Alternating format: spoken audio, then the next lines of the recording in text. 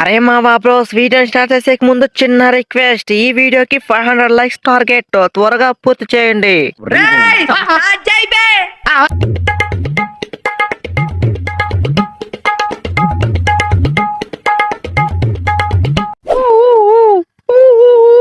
పోయింది మ్యాచ్ మొత్తం సర్వనాశనం అయిపోయింది. ఎంత కష్టపడి 133కి అవుట్ చేసినా వర్షం వచ్చి మ్యాచ్ మొత్తం ముంచేసింది.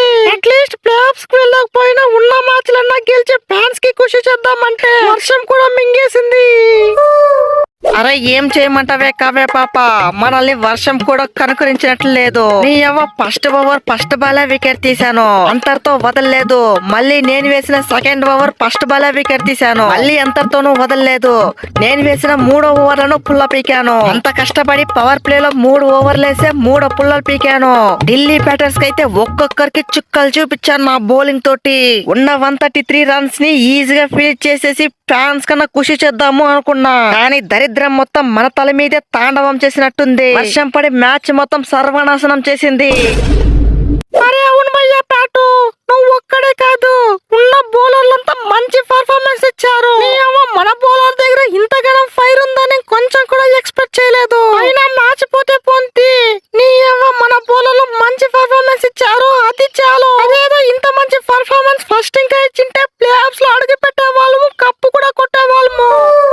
అరే ఎక్కడ కావే పాప, ఫస్ట్ ఓవర్ షమికి ఇచ్చేవాళ్ళము. ఆ షమి ఏమంటే ఫస్ట్ ఓవర్ కి 20 రన్లు. ఈ సీజన్ లో ఒక్క మ్యాచ్ అంటే ఒక్క మ్యాచ్ కూడా సరిగ్గా చేయలేదు, అందుకే అన్ని మ్యాచ్లు ఓడిపోయింది. వేసే 4 ఓవర్లకి ప్రతి మ్యాచ్ లను 50 రన్లు 60 రన్లు ఈజీగా కొట్టించుకునేవాడు. చూసావు కదా, ఈ మ్యాచ్ లో షమి లేడు. 20 ఓవర్ కి జస్ట్ 130 రన్సే ఇచ్చాము.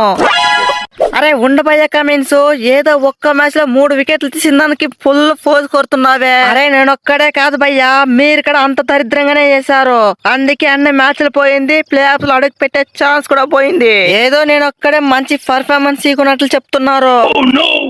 అరే మన బ్యాటర్స్ కి ఏమైందో ఏమో కొంచెం కూడా అర్థం కాలేదు. ఒక్కరంటే ఒక్కరు కూడా సరిగ్గా ఆడలేదు. నేను స్టెప్స్ కొట్టకపోయింటే కనీసం 50 రన్స్ కూడా కొట్టే వాళ్ళు కాదు. వచ్చిన వాళ్ళే వచ్చినట్టే వట్టిగానే అవుట్ అయిపోయారు. ఇలా ఆడితే పాయింట్స్ టేబుల్ లో నెంబర్ 1 ప్లేస్ కాదు, ప్లే ఆఫ్స్ లో అడుగు కూడా పెట్టము. ఎట్లో ఈ మ్యాచ్ లో వర్షమే కాపాడింది మనల్ని, లేకపోయింటే ఒక్క పాయింట్ తో పాటు ఉన్న నెట్ రన్ రేట్ అంతా దొబ్బేది. అరే ఏంది స్టబ్స్ బ్రో, నీ నుంచి నా పుల్ల వట్టిగానే పోయింది. ఆకృతి కాకపోతే స్ట్రైక్ కోసం బాల్ 1 చేతిలో పడితే కదా రన్నుకు పెరుగుతుకొచ్చావేంటి? అప్పటికే మధ్యలో ఒక 6-4 కూడా కొట్టాను. అరే విప్పి బ్రో, నువ్వైతే నన్ను చూడాలి, బాల్ కాదు చూసేది. నువ్వుకినా వెళ్ళంటే ఈజీగా ఒక రన్ కూడా దొరికేది. అయినా ఒక్కొక్కసారి మిస్కమ్యూనికేషన్ వల్ల ఇలా కూడా జరుగుతుంది. చూసి చూనట్టు వదిలేయాలి. అయినా నీ పుల్ల పోయిన ఆశతో వచ్చి మంచి పర్ఫార్మెన్స్ ఇచ్చాడు కదా.